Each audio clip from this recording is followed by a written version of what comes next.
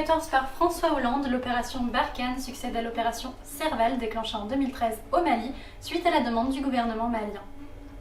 Le territoire sur lequel interviennent les forces françaises est en fait une zone semi-désertique et aussi large que l'Europe puisqu'elle fait plus de 5 millions de kilomètres carrés et dont les frontières sont mal contrôlées. C'est aussi ce qu'on appelle la bande sahélo-saharienne, c'est-à-dire le BSS. L'objectif en 2013 était de stopper l'avancée des groupes terroristes qui menaçaient Bamako. La présence des forces françaises sur le territoire remonte en fait à 1978. À l'époque, elle semblait être la seule puissance capable de faire face à la menace terroriste qui menaçait tant la région que nos intérêts de sécurité, comme l'explique Michel Goya, historien et ancien officier des troupes de marine. Il s'agit également d'une région stratégique puisqu'elle connecte la mer Méditerranée, l'océan Atlantique, le golfe de Guinée et la mer Rouge.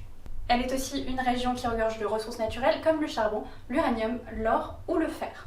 En réunissant les anciennes armées sur place et celles nouvellement arrivées, l'opération Barkhane a pu s'étendre au Niger, au Tchad, au Burkina Faso et à la Mauritanie. Les forces armées de ces pays forment la même année le G5 Sahel qui bénéficie du soutien français en termes de matériel et de formation. Le G5 Sahel a pour objectif d'améliorer les infrastructures, l'accès aux ressources ainsi que d'assurer la sécurité sur ce vaste territoire. En 2017, ce cadre de coopération lance la force commune du G5 Sahel.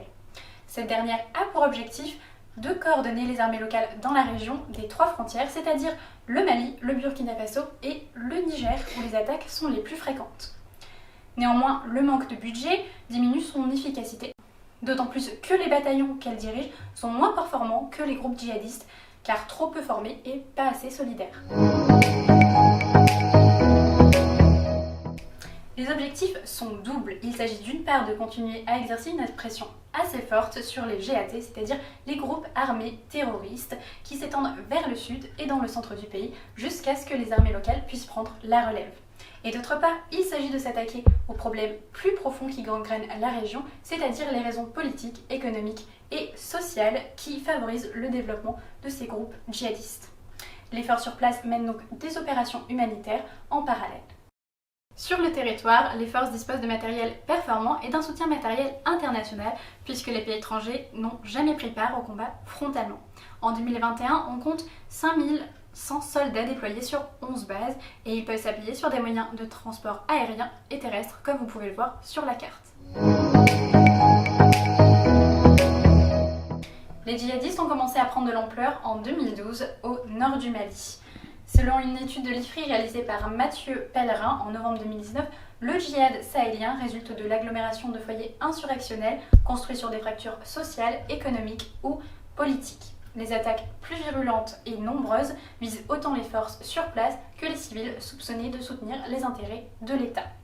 Les principaux groupes présents dans la zone sont l'ISWAP, c'est-à-dire l'État islamique dans la province d'Afrique de l'Ouest, le GICM, le groupe de soutien à l'islam et aux musulmans, et le IGS, l'État islamique dans le Grand Sahara.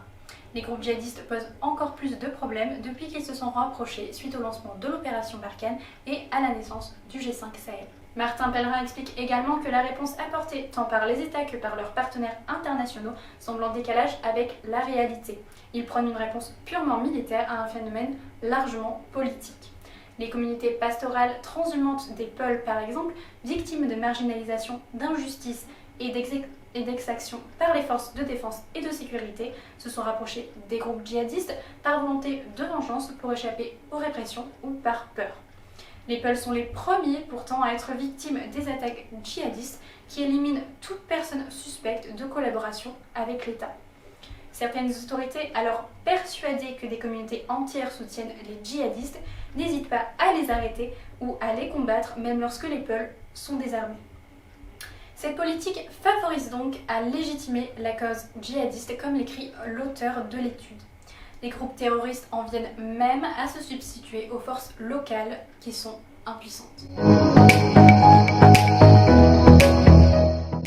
L'objectif de l'opération consistait à éliminer le maximum d'ennemis, notamment les cadres, pour affaiblir leur pouvoir et leur contrôle sur la zone. Néanmoins, le manque de budget a permis à l'ennemi de gagner en expérience militaire. Un budget qui reste d'ailleurs encore insuffisant. L'immensité de la zone et la dispersion des forces sur le territoire ne facilitent pas le contrôle du territoire. D'autant plus que les djihadistes se sont adaptés aux attaques ennemies et agissent désormais en petits groupes, ce qui ne facilite pas la tâche des forces françaises et locales. L'autre problème qui se pose, c'est le manque de formation des armées maliennes, les FAMA, qui ont toujours eu beaucoup de mal à s'unir pour combattre la menace djihadiste. Les forces locales ont d'ailleurs peu évolué malgré la formation donnée par l'European Union Training Mission, le UTM Mali, la corruption rongeant les institutions. Les dépenses irrégulières sont fréquentes, tout comme la fraude ou les mauvaises gestions des ressources publiques. Le Monde parle de 1,13 milliard d'euros dépensés entre 2005 et 2017, ce qui ne permet pas aux forces locales de profiter d'un budget nécessaire à leur entretien matériel notamment. En 2020, Transparency International a d'ailleurs classé le Mali dans la catégorie des pays corrompus, comme on peut le voir sur la carte.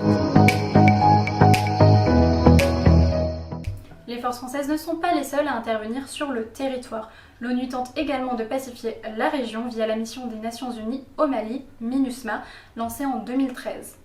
Elle compte environ 15 000 militaires, policiers et civils, et l'armée malienne peut aussi s'appuyer sur les militaires de l'UTM Mali. Les pertes militaires françaises au 3 janvier 2021 étaient de 55 militaires. Les morts se comptent aussi parmi les civils, notamment au Burkina Faso, pris pour cible depuis le déplacement des djihadistes vers l'Est, et en 2019, ils étaient 1800 à avoir péri. La ministre des Armées françaises Florence Parly déclarait au Sénat en février 2019 « En 4 ans, en liaison avec les forces partenaires, nous avons mis hors de combat plus de 600 terroristes et chaque trimestre, nous saisissons 2 tonnes d'armes et de munitions. » Parmi ces terroristes, le numéro 2 d'Al-Qaïda au Maghreb islamique, Haqqani, Yahya Abou El Hammam, tué en 2019. Inscrits dans leur objectif, les forces françaises ont formé plus de 3700 soldats maliens en 2020. L'opération est de plus en plus discutée. Si les Maliens ont accueilli avec soulagement les forces françaises 8 ans auparavant, aujourd'hui la plupart d'entre eux souhaitent voir leur départ. Pour certains, il s'agit d'impérialisme français.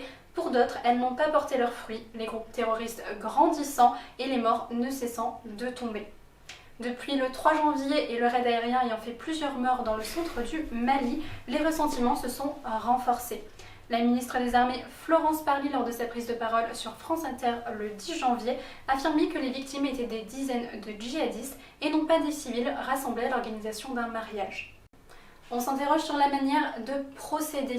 Les Maliens suggèrent une nouvelle fois le dialogue avec les groupes armés terroristes pour mettre fin à la crise, une idée déjà évoquée en 2019 à laquelle la France s'oppose toujours. Un premier sommet avait été organisé en janvier 2019, à l'issue duquel 600 soldats supplémentaires ont été déployés pour lutter contre l'EIGS dans la zone de Liptoka-Gourma. Le second s'est tenu à N'Djamena en février 2021.